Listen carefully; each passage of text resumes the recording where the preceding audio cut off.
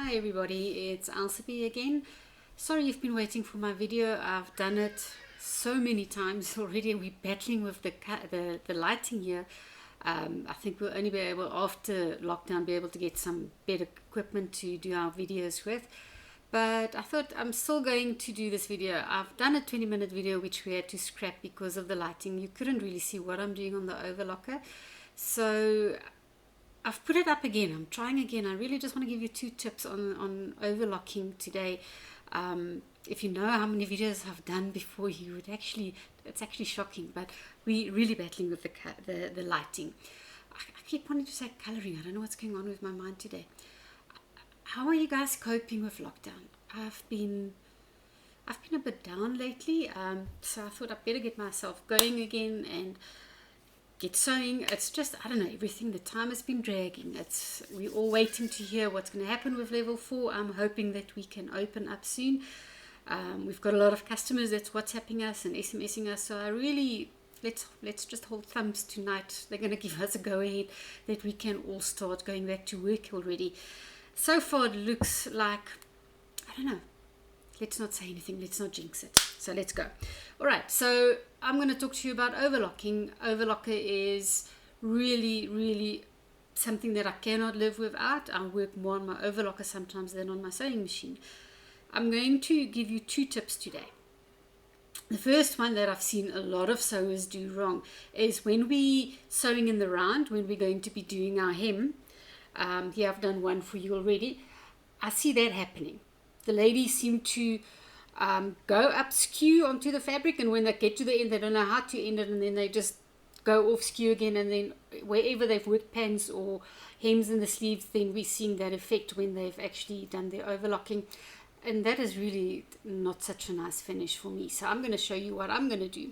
So if you look on this side, you always want to cut out. So if I know I'm going to be, let's say, cutting off about 1 centimeter, I would do a cutout of 1 centimeter for myself, so that when I'm pushing this under my needle and my foot, it's pushing up right against my blade. So I start perfectly on the fabric, and when I end there, and I'm going to show you what I'm going to do. As I said, we've been battling. I've been doing these videos over and over and over. That's why you've been waiting as well. Never mind that internet, the rain has been, I think we're on rain 5G. And we just saw this morning as well, they're taking I think about 59% down because of everybody in lockdown being on the internet. So we're really battling with our internet at home at the moment. But let me show you. I've put my light off on my machine because as soon as I've got the lighting there, it's even worse as well. So the first thing I'm going to do, sorry, my hand is going to be in the way. This is just the best that I could set up for you without having all the right equipment. I'm just going to pull my thread slightly to the back, so that the stitches are off my little stitch finger that's under my foot. So all I'm going to do, and I hope I'm looking there, I'm wanting to see if you can see, I'm going to put my foot down. I'm going to try and work this way. So I have pushed up that opening that I've cut out right against my blade, so that now when I start sewing, I sew immediately onto the fabric, and I'm also going to cut off, and you'll see when I get to the end what I'm going to do. So yes, going there, I hope you guys can see. I'm trying to move my machine, so let's go. My machine, there we go. So I'm just going to go in the round. I like to, when I sew as well, I like to have where I'm sewing at the bottom and that part on the top, so that my finger can just keep it out of the way. So there we go.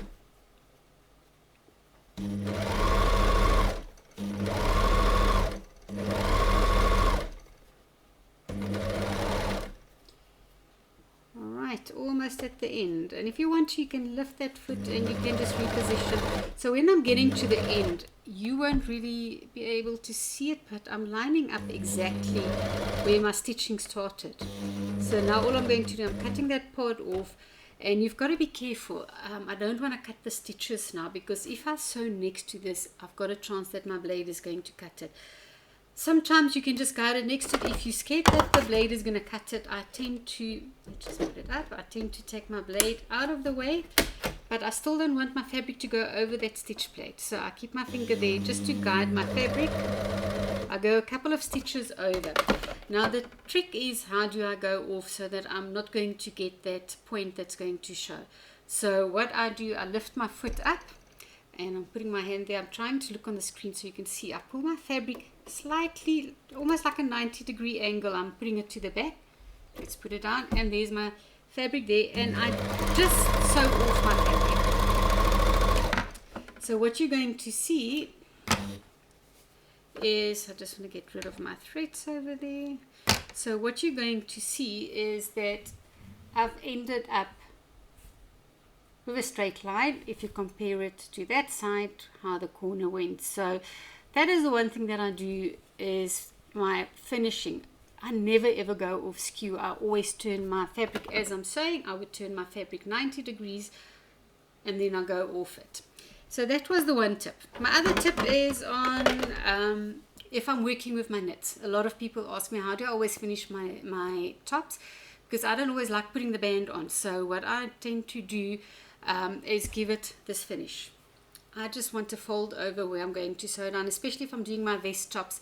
I get a very smooth, very flat finish at the end when I've done it this way.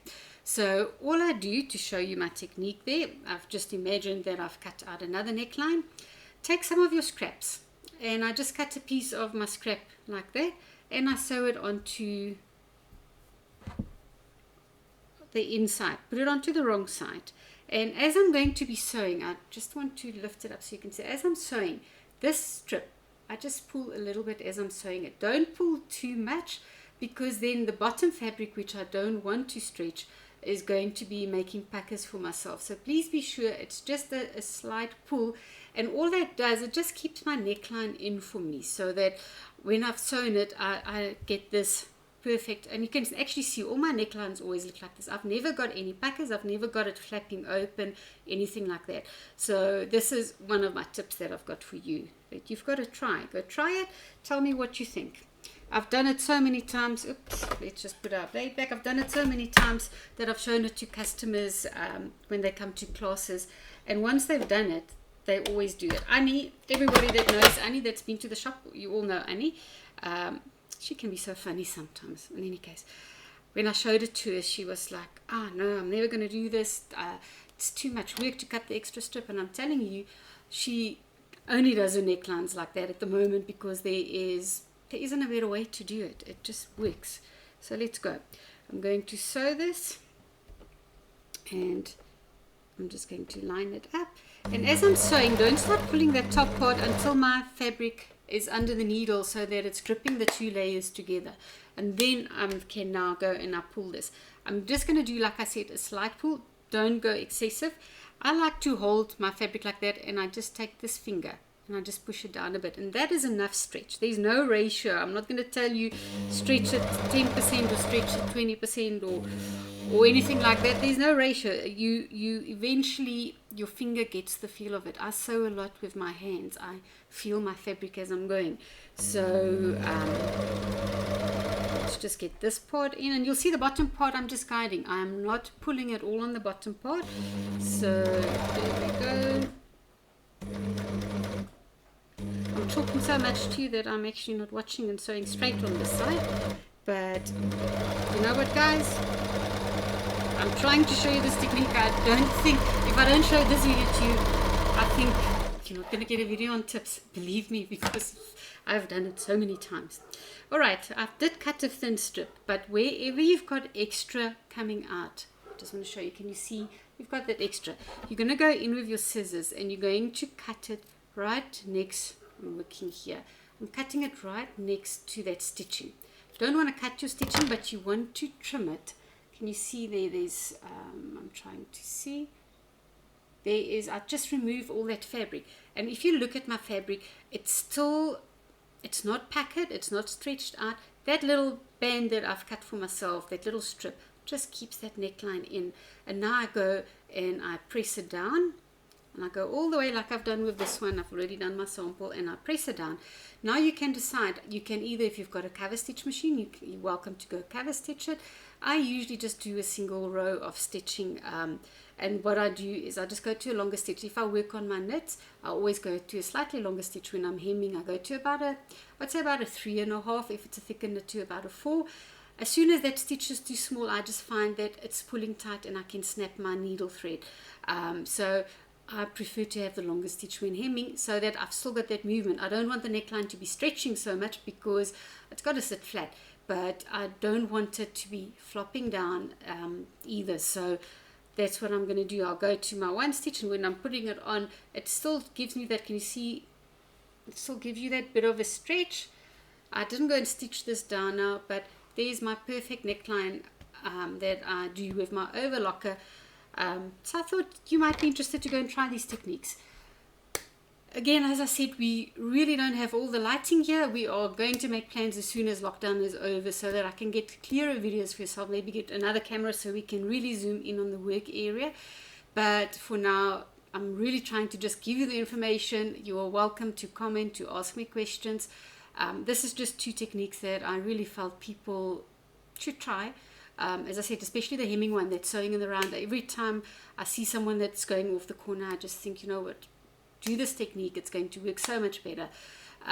We do, during the year as well, we do technique classes on Overlocker at Bernina Edenvale. So if you're in the area, if you stay in the area, always phone me. You can join our newsletter. I can put you on the newsletter list. You can see when we do our technique classes. And then obviously, if you do buy your overlocker from us, I do the overlock class with you on your machine. The machine training is then, I cover quite a bit with you. But this is something just extra that I wanted to show you guys, so that while you're sewing, that you start playing with your overlocker. Don't be afraid of your overlocker. Go play with it.